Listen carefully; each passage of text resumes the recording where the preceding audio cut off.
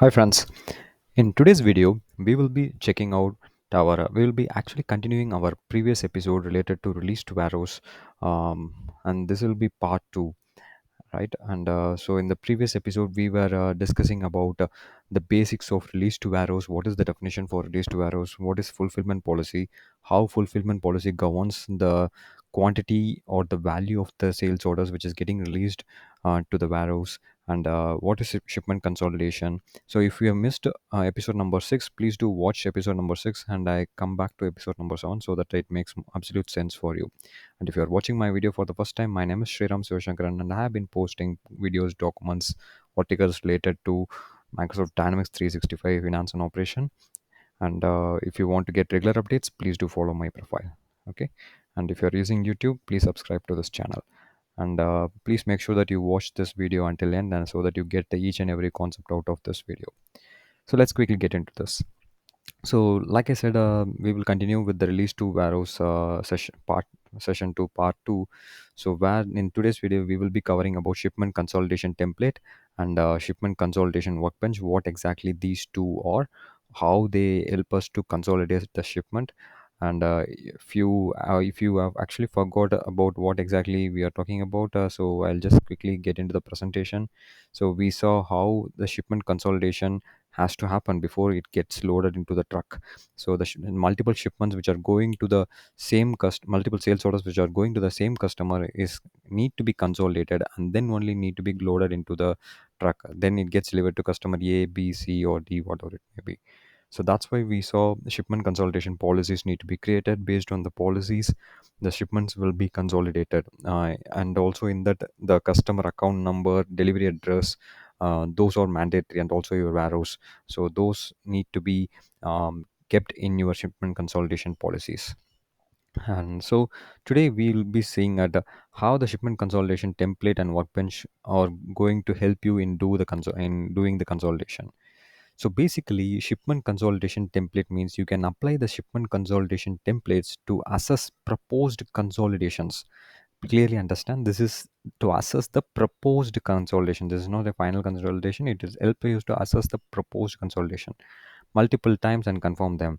Some rules are implemented to prevent unauthorized consolidation and to warn you about possible errors. So this is the most important part. It will show us the possible errors when you are trying to consolidate using the shipment consolidation template. But workbench is basically is something which helps you to perform the consolidation by using the template.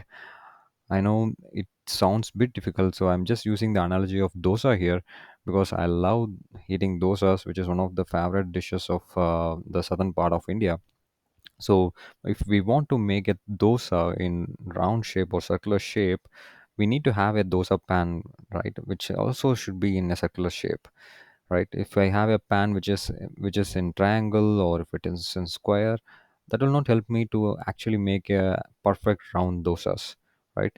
So in the same analogy we are using it over here. If we want to consolidate the shipments, the templates are required. The template is similar to the pan dosa pan, which help us to apply the same rules whenever we do the consolidations. So imagine templates as a dosa pan which help you to make the same set of dosas every time. But in order to make the dosas, you need to ensure that these templates are getting applied to the workbench, right? So workbench is similar to a batter which helps you to make the dosas. But if you want to make the dosas, you want both dosa batter and also the dosa pan, right? So I just thought that's something, an easy analogy which you can remember. Maybe if you're from the western part, maybe you can relate it with the pizza, where you need to have a circular pizza pan in order to bake it, and then use it for your um so this is the whole idea. Let me get back to the D365 slide. Sorry, yeah, D365 screen. So here, first of all, let's try to understand what is shipment consolidation template. So under warehouse management setup, if you get into release to warehouse, there is a option called shipment consolidation template. Click on shipment consolidation template. So I just created one shipment consolidation template. Let's try to create one more shipment consolidation template over here. So let's say I want to consolidate. I'm just keeping the name as Contoso retail. Then I'll copy this same consolidation template name in the description. So this policy type can be applicable only for sales orders or transfer issues. So that's where your release to warehouse happens, and only in these two cases, whether it can be for the sales order outbounds or for transfer order outbound issues, right? So based on this selection, the destination will be enabled. So if you select only sales order, the destination is going to be picked from the customer primary address, or if it is transfer issue, then you need to give the from site to site both the details. So that is also possible. So in that case, the customer account is disabled. So I'm selecting sales order over here. So system is going to ask me the customer account. So let me provide a customer account name. So I'll provide a customer account name, and this update schedule ship date is not required. It is based on the load schedule ship date. I don't think so this is recommended, but I would recommend you to enable this split by load capacity, because what is the capacity of your load? Let's say we talked about loading the truck, right? So what is the capacity of the load, based on which the shipments will be consolidated? So this is the purpose of enabling this toggle. So make sure that whatever the volume or the weight of the load, based on which the items will be consolidated. And you can also provide the sales order origin, site and warehouse. I'm just providing the site and warehouse, and based on which system has picked from the warehouse, it picked the country and region origin details. And the destination is not applicable. Product filter course is not required. This is an advanced level of providing consolidation templates. So if you want to provide any additional query, you can provide it over here. If you want to provide any specific maybe mode of delivery or some other additional options over here, you can do it over here, but I don't think this is actually required. But if you want to provide additional query, you can provide it over here, and just make sure that you save this. So this is how we have created a shipment consolidation template. So now we have prepared our shipment consolidation template. What we have to do is we need to use this in order to consolidate using the shipment consolidation workbench. So you create a shipment consolidation template and use the template whenever you want to perform the shipment consolidation using the shipment consolidation workbench. I hope that makes absolute sense to you. So once you get into shipment consolidation workbench, let me duplicate this screen because I want to show you, because this is absolutely similar to our shipment consolidation template page. Warehouse management, and then shipment consolidation template. You can see we have general, origin, destination, and product filters. Here also you can see general, origin we have, and then additionally we have shipping and delivery information, destination, and product filters. So these are basically blank. So if you ask the user to fill it every time, he or she may can make some mistakes, or it may lead to some errors. That's what we saw in the slide, right? So to warn you about possible errors, so it is not possible. So that's why we want to use a template. So when I apply the template Seattle, whatever the options which we have captured in the template Seattle, it is going to use that particular template, and then it will do the consolidation. It is going to consolidate the shipments which are related to customer account US 005, and the sales orders which are created in site 2 and warehouse 24. And so that's how it is going to do it. And if you want, you can give the shipping date from and date to, delivery date from and delivery date to also. So shipping date primarily means is the date in which the the the manufacturer is going to ship the material, and the delivery date is primarily the date in which the material will be delivered to the customer. It can be same day delivery, or it can be a maybe a week time after which it will be delivered to the customer. So whatever the shipping date from and to, within this range you want to consolidate, you can provide the date. Or within this range, let's say I want to quickly deliver the material to a particular customer, so I want to ensure that between the delivery date of 31st May to, let's say 30 let's say the no, maybe June 30th, whatever the delivery dates are available, so based on which I want to consolidate the shipment. If that's the case, then you provide the delivery date also. So similarly here also you can provide the, you can, if you want, you can provide additional queries. And manage template, and the manage template, you just want to create additional templates, or if you want to view the shipment consolidation templates, you can go over here. Creating a new template is also possible from this page. So these are all not required for us right now. So you can explore these options. And once you, what happens is generally, like I said in the slide, new functionality replicates the process of manual consolidation. So in previous episode number 6, we saw how to consolidate the shipments manually, but this workbench basically uses the customer account and then it tries to consolidate the shipments. So first, when I click on consolidate shipments, it is going to pick all the sales orders for which shipment ID is created, and it is going to populate it to us. Yeah, you may see there are no records over here. Don't worry about it. All you need to do is scroll down. So at last we have a first tab called not included, right? So it basically picks all the shipment IDs based on the criteria whatever we gave in our consolidation template. So let's say I want to consolidate these 122, 123, 119, right? So these are the three shipment IDs which I want to consolidate, and the total weight it is showing and total volume also it is showing. And then click on add to new proposed shipment, which means it is going to create a new proposed shipment that will be one among these three. I'll just click on new proposed shipments. So now if I scroll up, first in the included shipment, it shows whatever the shipments which are included. Not included first tab actually shows whatever the shipments which meets our template criteria but not included in as part of our consolidation, right? And the first tab above that is the proposed load lines. The proposed load lines gives you all the line level item numbers and the load IDs for the sales orders which you have included in the shipments. And at the top you can see what is the base shipment. So for this case, system is trying to consolidate 119, 122, 123 in shipment ID 122, right? You got it. So let me tell you again. So what happens is system is trying to consolidate 119, 122, 123 in the shipment 122. You can change the base shipment also. Say, let's say I don't want to consolidate in 122 and I want to consolidate in 123, then select the appropriate shipment ID and then click the set as base shipment. So once I click on set as base shipment, so it is now changed to 123. So all these three shipment IDs will be consolidated into 180, 123, right?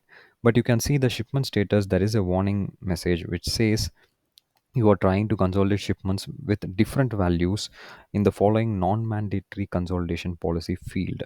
So that is a error. So that's what we saw over here. So its system is trying to show what is a possible error. So this is showing because the customer account, the value is not matching. So what I'm going to, this is not a error which will stop us from consolidation. So what I want to do is I just simply want to override the error, right? So if I multi-select this, then click on override errors, so it simply overrides the error, right? So so you can simply override the error. So it also system also captures who has done the override of errors. So I will also show you how to do that. So yeah, these are the included shipments, right? So we have the included shipments over here, and all consolidation errors. If you go on to this page, you can see the error who has actually overridden this error, and you can see this. And so if you have maybe 10 line or 100 lines, you will be able to view each and every thing, right? And so now we have actually want to create a shipment ID 123, and in 123 we want to consolidate all the shipments of 119 and 122 and whatever the load IDs which we have. So this shipment will be loaded, is consolidated into 123, right? So now I'll click on consolidate. So the moment I click on consolidate, the shipment consolidation workbench using the shipment consolidation tip actually consolidates the shipment. I hope you understood. So now let me get back to shipments. I click on all shipments. So now if you see here, we have 123 over here, but we don't have 122 and 119. So which are basically consolidated under 123, and one we have only single shipment ID which is created, right? So now all I need to do is I need to ensure that the work is completed, and then I need to go ahead and proceed for confirm shipment. But now if I click on confirm shipment, I think we will get an error saying that the shipment of our load 219 could not be confirmed because all work for the load must be complete. So we need to complete the work of pick and put operations for all the load lines. So until unless we complete it, we will not be able to confirm the shipment, right? So this is the whole idea of having the shipment consolidation template and shipment consolidation workbench. And next slide, what we are, so if you are a bit still confused, I'll just recommend you to rerun this video up until what I have say explained over here, and I'm sure you will be able to get the differences between these two. And in order to perform release to Varus, there are multiple options which are also available. I thought I can also explain you on this because we saw how to perform the release to arrows, what are the setups which are required, and what is fulfillment policy, what is shipment consolidation policies, shipment consolidation templates, right? So if you want to perform release to arrows, you can use perform it using the release sales order to arrows, or you can also use release transfer order to arrows. Let's say I'll just quickly create a transfer order. Let me create a transfer order quickly, and then you can also see for the transfer order, because transfer order is also a outbound order, right? So if you want to create a if you are using an advanced warehouse item, and then if you want to create a transfer order, it is absolutely possible. So I'm just adding a couple of lines over here, each with one quantity. Then I'll save it, and then I'll just go to I'll just want to ensure that it is getting reserved because we have given a fulfillment policy. So otherwise, if we are not meeting the fulfillment policy, we will not be able to complete the release to warehouse. So that's the reason I'm just completing the reservation. So once I complete the reservation, then you can see this is the transfer ID 130, right? So now I'll go back to warehouse management. From release transfer orders to warehouse, there is separate menu item which is available. So now here you can see that these two transfer order lines which we created can be released from this form also. So I'll just simply select the lines. Then on the top we have add, and then once it is added, what are the lines which are added over here, simply if you click on release to warehouse, it will be released to warehouse and a shipment ID will be created.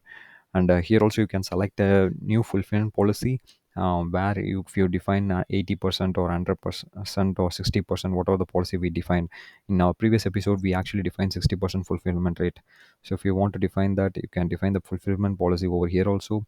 And here you can define the shipment consolidation policy, what based on which you want to consolidate. So this is the consolidation policy which we actually created. And for transfer we didn't create any consolidation policy, so I'm not selecting any specific consolidation policy over here. And simply you need to click on release to warehouse over here. So this will help you to release to warehouse for the transfer orders, right? So you have separate menu for release sales orders to warehouse, release transfer order to warehouse, and you can do it based on automatic batch jobs also. But let me get into this quickly.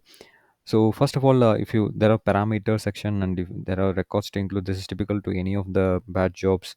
And you can also define the recurrence. If you have missed my batch job video, please ensure that you just check out the batch jobs video and then come back to this video on this, so that you will get a good idea about how to run a batch job. So you can define quantity to release, if you want to release all or only the physically reserved, or and reserved physically and cross dock. So this is a important option. Probably I will take on this when we get into the session regarding the cross docking. And then if you want to allow partially release orders, then you need to enable this. So these are basically self-explanatory, so I don't need to explain this. So you can check out on the help text, because those are very well explaining the way it actually performs. And group releases by customer, it actually groups based on the customer, and then based on which it performs the releases to the warehouses. And then if there is a lock, whether based on the lock we want to wait until the sales orders are unlocked, or if you want to proceed, and or you want to skip the locked orders, how you want to consolidate, sorry, how you want to release to warehouse, um, that is also controlled over here. Valid order types, here you cannot see the subscription orders, only the sales and item requirements are available over here. And the credit limit also you can set over here. even if it is none, you can perform the automatic release, so that can be configured over here, right? So this is how you can process the sales orders, release two arrows for sales orders and transfer orders. And also one more option is, so we saw by using the release to arrows page, or you can do it directly from the sales order or from the transfer orders. So even from the transfer orders, if I go to inventory management, transfer orders, in episode number 6 we saw how to release two arrows from the sales order screen. From the transfer order screen also, under ship, you can perform the same release two arrows, right? So that is also possible. And we also saw how to perform using the automatic release of sales orders. You need to schedule a batch job, like the way I said, or you can also use the option of load planning workbench. mm, I think that should be part of shipment. And then outbound waves, I think it should be part of let me check it for a while. Yeah, we have outbound load planning workbench, right? So this inbound is primarily for receiving the materials whenever the loads are getting received, but outbound load planning workbench is basically part of the load session. We will be taking it up, but from this page also you will be able to release the load lines to the warehouse, because every time when we create the shipment id, load id is also getting generated. So we can perform the release to warehouse from this page also, but we will take it up during our session regarding the load and the load templates, right? So that's it for today. So I hope we covered all the important topics related to release to arrows in part 1 and part 2. Hope you find this video interesting. And like I said, in the next upcoming section we will be covering about episode 8 and 9 we'll be covering about wave in part 1 and part 2, and then we will quickly jump into location directives in episode number 10.